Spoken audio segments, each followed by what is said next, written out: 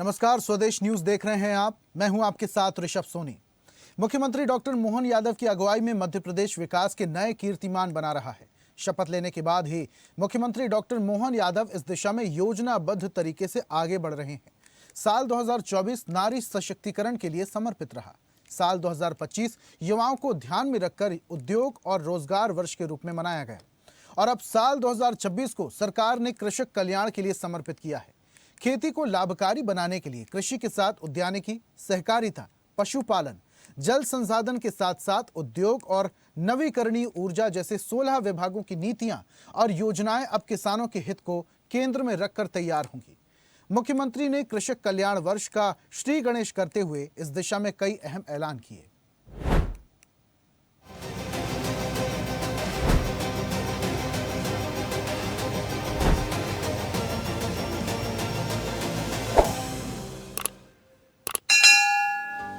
मध्य प्रदेश में नया साल 2026 किसानों के लिए समर्पित है। डॉक्टर मोहन यादव सरकार इसे कृषक कल्याण वर्ष के रूप में मनाने जा रही है। एक भव्य समारोह के साथ कृषक कल्याण वर्ष का शुभारंभ हुआ।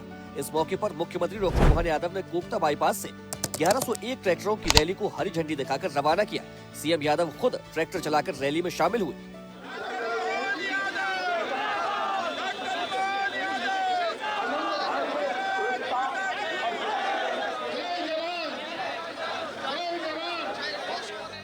मुख्य कार्यक्रम का आयोजन जम्बूरी मैदान में हुआ, जहां मुख्यमंत्री डॉक्टर मोहन यादव ने ई विकास पोर्टल, एग्री स्टैक वितरण प्रणाली और खाद आपूर्ति पोर्टल का शुभारंभ किया।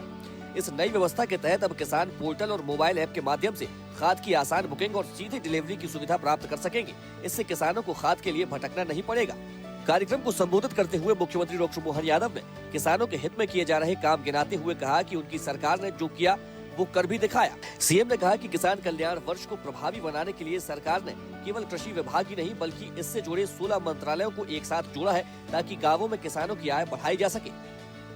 हमारे लिए किसान कल्याण वर्ष के मनाने के लिए केवल कृषि नहीं, कृषि से जुड़े हुए एक एक मंत्रालय, लगभग 16 मंत्रालय हमने सबके साथ जोड़ करके किसानों की आय केवल खेती की फसल से नहीं होगी, फसल में भी सब्जी भाजी, फल उत्पादन, दूसरे प्रकार से दूध उत्पादन और तीसरे प्रकार से जो हमारे अपने अलग अलग पशुपालन के साथ कोई मछली उत्पादन, कोई किधर से हर एक प्रकार से गांव के अंदर किसानों की आय बढ़ाने के लिए एक कल्पना की। और ये पूरी कल्पना करने के लिए आधार अगर मिला है, हमें इस बात की प्रसन्नता है, वो देश के यशस्वी प्रधानमंत्री श्रीमान नरेंद्र मोदी जी है। जोरदार अभिनंदन नरेंद्र मोदी जी का करें। मुख्यमंत्री ने कहा कि मध्य प्रदेश नदियों का मायका है। भाजपा की सरकार ने नदियों पर बांध बनाकर पूरे प्रदेश को हरा भरा किया है। इससे पहले कांग्रेस ने इस काम में भी कंजूसी की। नदियों का तो मायका है मध्य प्रदेश। मां नर्मदा की कृपा से पूरा निमाड़ हमारा हरा भरा हो गया, पूरा मालवा हरा भरा हो गया। लेकिन मां नर्मदा तो अतीत के काल से आशीर्वाद दे रही थी, लेकिन मां नर्मदा के ऊपर बांध बना करके बाण सागर बांध और ऊपर नर्मदा सरोवर माननीय मोदी जी ने शुरुआत की और हमारा ये प्रदेश हरा भरा उनके उस डेम के बाद पूरा प्रदेश हरा भरा हमारे राज्य में भी हुआ। लेकिन कांग्रेस ने बांध बनाने में कंजूसी की। सीएम डॉक्टर मोहन यादव ने इस मौके पर लाडली बहना, किसान सम्मान निधि जैसी योजनाओं का उल्लेख करते हुए कहा कि उनकी सरकार दूध डेयरी व्यवसाय को बढ़ावा देने नदी जोड़ो अभियान, भावांतर योजना जैसी योजनाओं के जरिए कृषि क्षेत्र को उन्नत बनाने की कोशिश में लगी है। ये लाडली बहनों के लिए राज्य समृद्ध होता है तो बहनों का भी आशीर्वाद होना चाहिए। तो बहनों के लिए भी हमारी सरकार ने अगर 1500 रुपया चालू किया है तो ये मोदी जी के आशीर्वाद से वह जोरदार अभिनंदन लाडली बहनों के लिए भी। हमारे एक एक क्षेत्र में किसान सम्मान निधि, किसान तो पहले भी थे, खेती भी करते थे, लेकिन किसान को कभी फूटी कौड़ी हाथ में देने का काम कांग्रेस ने नहीं किया। ऐसे में जब कृषि क्षेत्र के अंदर हम आगे बढ़ रहे हैं, और ये तो हमारे यहाँ कितना अच्छा गाना था, मेरे देश की धरती सोना उगले उगले हीरे मोती, कितना सुंदर गाना था। दूध उत्पादन को बढ़ावा न दे करके कांग्रेस ने लगातार पता नहीं क्या क्या किया, लेकिन मुझे इस बात की प्रसन्नता है अब हमारी सरकार ने 25 गाय माता को लेकर के 40 लाख की योजना बनाओ, 10 लाख की हमारी योजना से किसान को माफ करेंगे, वो अपना दूध उत्पादन करें। मुख्यमंत्री ने इस मौके पर सिलसिलेवार किसानों के हित में किए जा रहे काम गिनाए तो भविष्य की योजनाओं पर भी प्रकाश डाला। उन्होंने कहा कि किसानों के लिए वेदर इंफॉर्मेशन डेटा सिस्टम तैयार किया जाएगा। 30 लाख किसानों को 3 साल में सोलर पंप, बिजली पूरी तरह मुफ्त। 3 नदी जोड़ो परियोजनाओं से बढ़ेगी 16 लाख हेक्टेयर में सिंचाई सुविधा। प्रदेश में विकसित होंगे फूड पार्क। आधी कीमत पर उपलब्ध कराया जाएगा रोटावेटर। चना और सरसों पर किया जाएगा विशेष शोध। प्राकृतिक और जैविक खेती को मिलेगा बढ़ावा। खेती में होगा फसलों का विविधीकरण। टिडोरी में बनेगा श्री अन्न अनुसंधान केंद्र। 6 वन विज्ञान केंद्र स्थापित होंगे। कोदो कुटकी की एमएसपी पर होगी खरीदी। मूंग उड़द पर दिया जाएगा बोनस। सरसों पर भावांतर के लिए पीएम को लिखेंगे पत्र। कार्यक्रम में प्रदेश के कोने कोने से किसान पहुंचे और कृषक कल्याण वर्ष को लेकर उत्साहित दिखे। किसानों ने माना कि डॉक्टर मोहन यादव सरकार किसानों के कल्याण की दिशा में तेजी से काम कर रही है। किसानों का मानना था कि इन सब प्रयासों के साथ सरकार को जैविक और प्राकृतिक खेती के लिए ठोस कदम उठाना चाहिए। मैं हमेशा आयुर्वेद बेसिक खेती करता हूँ, जो परंपरागत चली आई है। वैसे खाद डालता हूँ और इसके बाद में ये नए जो आए ना यूरिया, जब सबसे पहले आया था यूरिया तो कुल 20 किलो 1 हेक्टेयर में लगता था। मुझे इतना ज्ञान है जब से। फिर बढ़ते यूरिया की मात्रा 50 किलो 1 कुंटल तक पहुंचा दी। इससे ज़मीनें हो गई बेकार। मैं तुम्हें सही बात बताऊं, इसको देखते हुए मैंने एक सिंपल मसूर बिना पानी बिना खाद की मसूर की खेती करी है और उसकी करी है। वो बताया कि कितने दिन में पानी देना चाहिए आदमी के लाने। मैं बताता भी हूँ लोगों को, समझाता भी हूँ प्राकृतिक खेती कैसे करते थे अपन। ये नए नए जो आए हैं इनके ना टेक्निकल कोई तरीके हैं, नए बच्चे सीख जरूर रहे हैं। कृषक कल्याण वर्ष के शुभारंभ समारोह में किसानों का उत्साह देखकर लगा कि वो सरकार से कदम ताल मिलाने को तैयार है। मुख्यमंत्री डॉक्टर मोहन यादव ने किसानों का उत्साह वर्धन करते हुए कहा कि किसानों के लिए यह केवल एक दिन का कार्यक्रम या कर्मकांड नहीं, बल्कि 1 साल में 16 विभागों के माध्यम से काम करने का संकल्प है। उन्होंने कहा कि जिस तरह पिछले साल उद्योग रोजगार वर्ष के रूप में मनाया गया और संभाग स्तर तक रीजनल इंडस्ट्री कॉन्क्लेव आयोजित की गई, उसी तर्ज पर पूरे साल कृषक कल्याण वर्ष मनाया जाएगा। इसके तहत अलग अलग योजनाओं और कार्यक्रमों के माध्यम से किसानों के हित में लगातार काम होंगे। ब्यूरो रिपोर्ट, स्वदेश न्यूज, मध्य प्रदेश। वहीं कृषि और पशुपालन को नई दिशा देने के इरादे से डॉक्टर मोहन यादव सरकार ने साल 2026 को कृषक कल्याण वर्ष के रूप में मनाने की शुरुआत की। इसी पहल के तहत भोपाल के जमूरी मैदान में आयोजित कार्यक्रम में पशुपालन और डेयरी क्षेत्र से जुड़ी कई अनोखी झलकियां देखने को मिली। यहां लगी प्रदर्शनी में जैविक और प्राकृतिक खेती, माइक्रो इरिगेशन समेत तमाम कृषि विधियों और सुविधाओं से जुड़े स्टॉल देखने को मिले। मैसेज ये है कि ये हमारे अपने जिले झाबुआ की ब्रीड है और ये इसको जीआई टैग मिला हुआ है और इसकी विशेषता ये है कि इसके अंदर प्रोटीन का परसेंटेज ज़्यादा होता है दूसरे बर्ड्स की अपेक्षा में।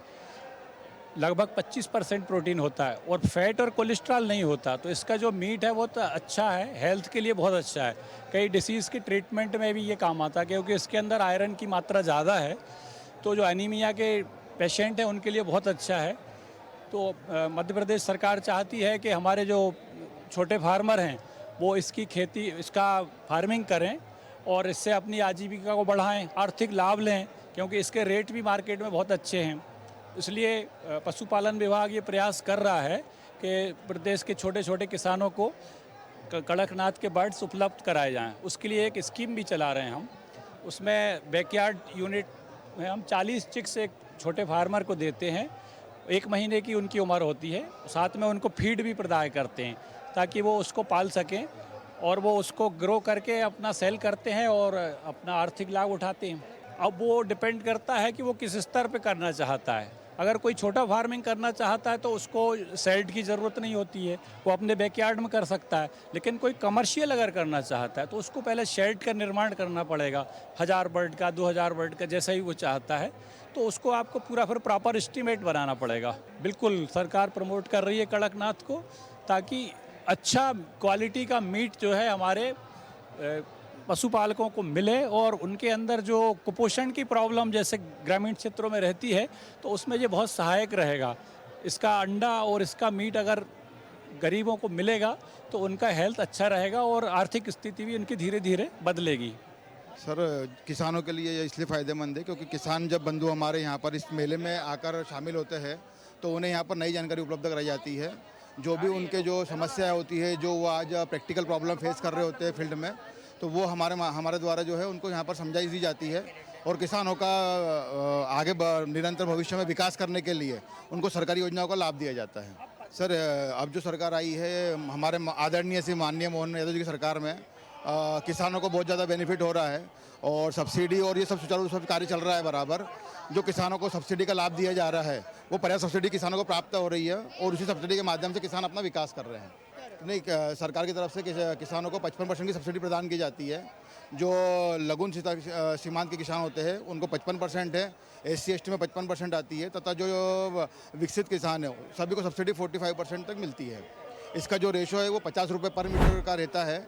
लगभग 300 रुपये पाइप की सब्सिडी सरकार के माध्यम से दी जाती है। देखिए, मध्य प्रदेश गौ संवर्धन बोर्ड का मुख्य उद्देश्य जो है वो गौवंश का संवर्धन है। इसके अंतर्गत गौशालाएं निर्मित की जा रही हैं जिसमें निराश्रित गौवंश का व्यवस्थापन किया जा रहा है।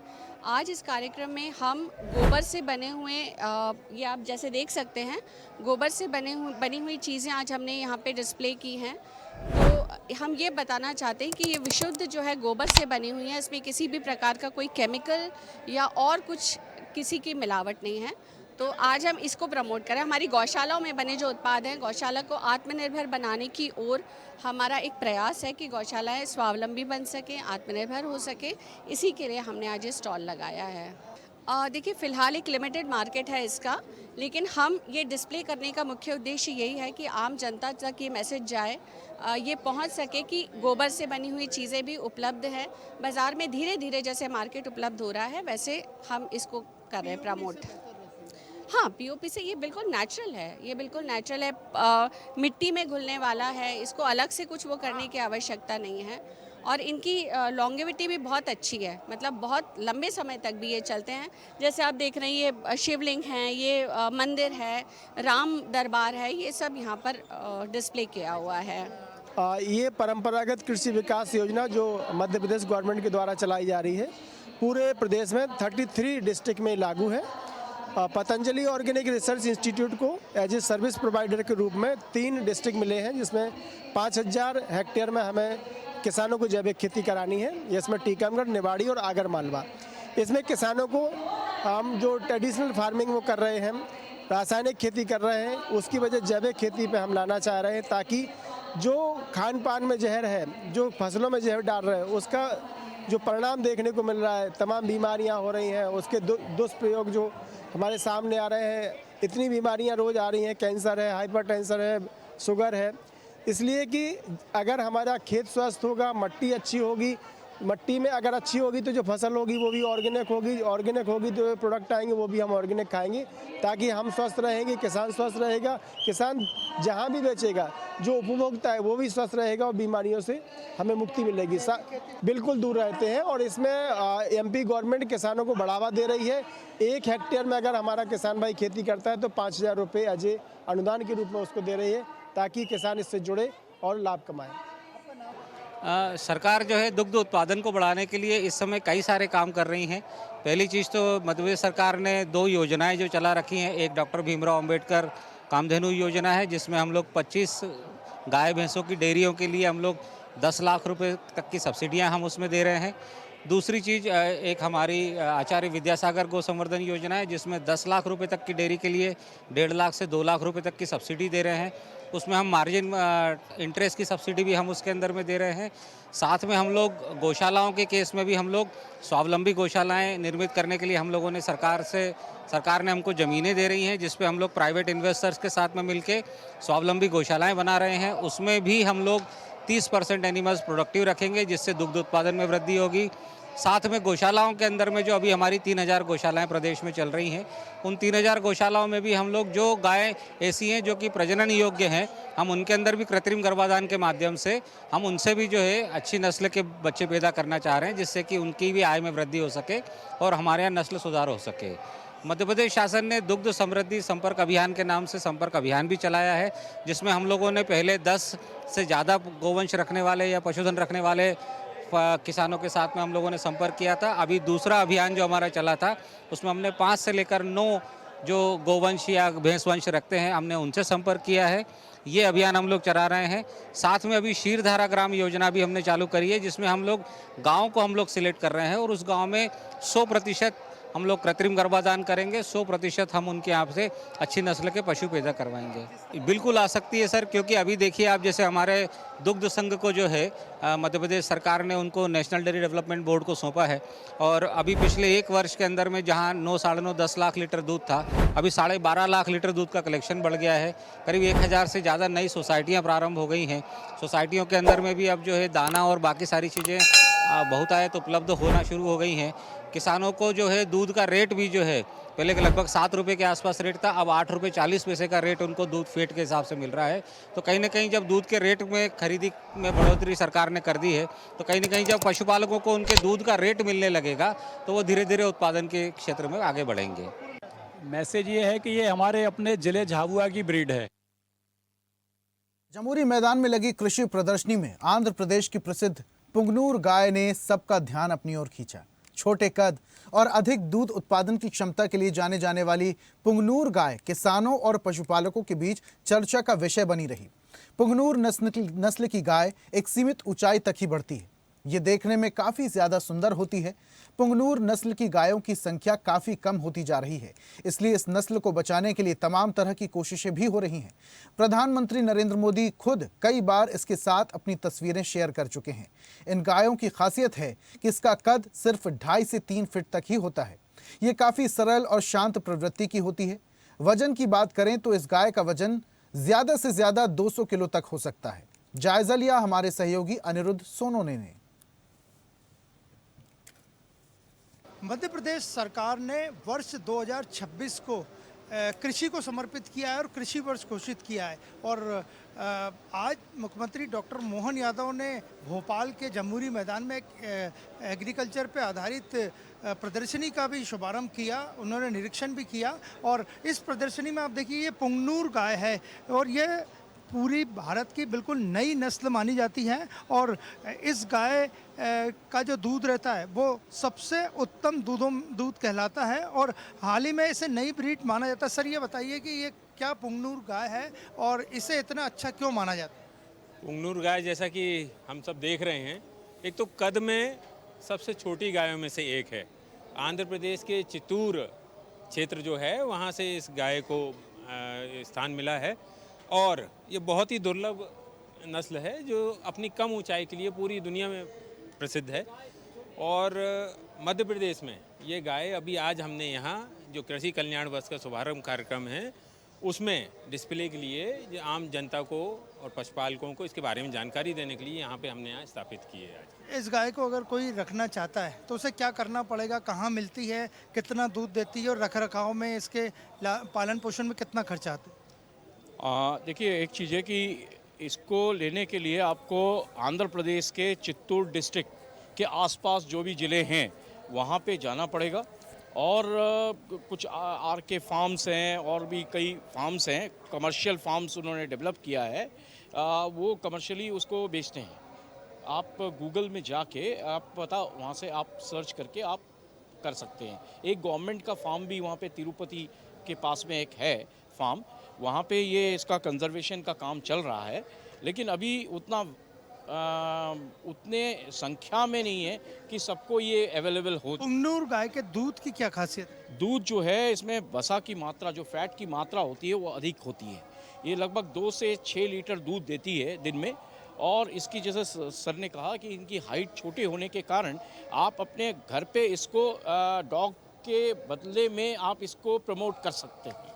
सर ये बताइए कि प्रधानमंत्री नरेंद्र मोदी भी पुंगनूर गाय को लेकर काफ़ी जिज्ञासा व्यक्त कर चुके। वो इसलिए भी है क्योंकि पुंगनूर गाय की एक विशेषता और है, कम चारे में और कम संसाधनों में हम इसको अपने घर में कम जगह में पाल सकते हैं। तो जो हमारा परिवेश है, हमें लगता है कि इसकी सफलता की बहुत अधिक संभावनाएं हैं और कम लागत में ज़्यादा उत्पादन, ये और साथ में गुणवत्ता युक्त जो दूध है जिसमें कि न्यूट्रिशियस तत्वों की भरमार है, तो उसके लिए इस गाय के पालन को प्रोत्साहन देने के लिए मध्य प्रदेश सरकार गौ पालन को बढ़ावा दे रही है, तो आपको लगता है पुंगनूर गाय को भी बढ़ावा देने की ज़रूरत? बिल्कुल है। और ये नई नस्ल है और लोगों के आकर्षण का केंद्र बनी हुई है।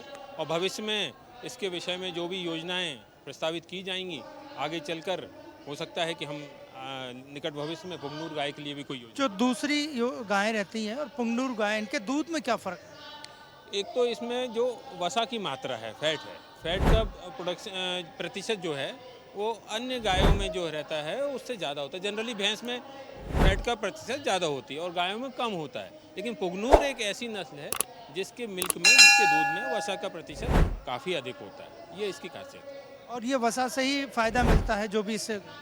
वसा ज़्यादा होने से एक तो इसमें मार्केट में जो उसी के आधार पर जो रेट मिलता है पशुपालकों को, किसानों को, तो एक तो दूध का रेट अच्छा मिल जाता है और दूसरा कम लागत में ज़्यादा उत्पादन इसका होता है, तो इस वजह से इसका पालन लाभकारी है। तो आपने देखा कि भोपाल के जम्बूरी मैदान में जो प्रदर्शनी लगी है उसमें पुंगनूर गाय को लेकर एक विशेष स्टॉल लगा है और सरकार इसे प्रमोट करने की आगे कोशिश करेगी। और वेटनरी डॉक्टर जिनसे हम बात कर रहे थे उनका भी यही कहना है कि इसका दूध बड़ा फ़ायदेमंद होता है और सरकार अगर इसे प्रमोट करती है तो लोगों को कम खर्च में अच्छी गाय मिलेगी और इसके दूध से भी उन्हें कमर्शियली भी फ़ायदा होगा। वीडियो जर्नलिस्ट मनीष के साथ अनिरुद्ध, स्वदेश न्यूज़, भोपाल। और इसी के साथ बुलेटिन में फिलहाल इतना ही। नमस्कार। और ऐसी ही ताजा खबरों के लिए लाइक, फॉलो और यूट्यूब पर सब्सक्राइब कर बेल आइकन जरूर दबाइए और हर अपडेट के लिए विजिट कीजिए स्वदेशलाइव.com।